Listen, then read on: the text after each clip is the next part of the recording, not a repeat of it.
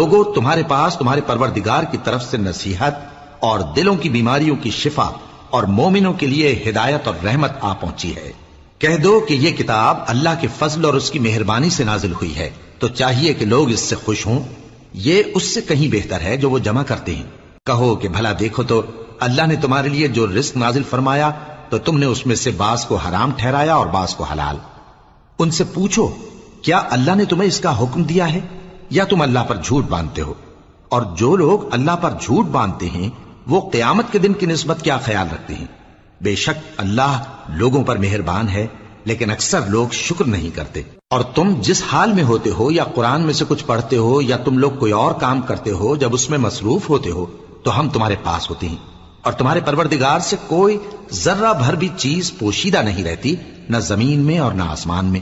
اور نہ کوئی چیز ہے اس سے چھوٹی اور نہ بڑی مگر کتاب روشن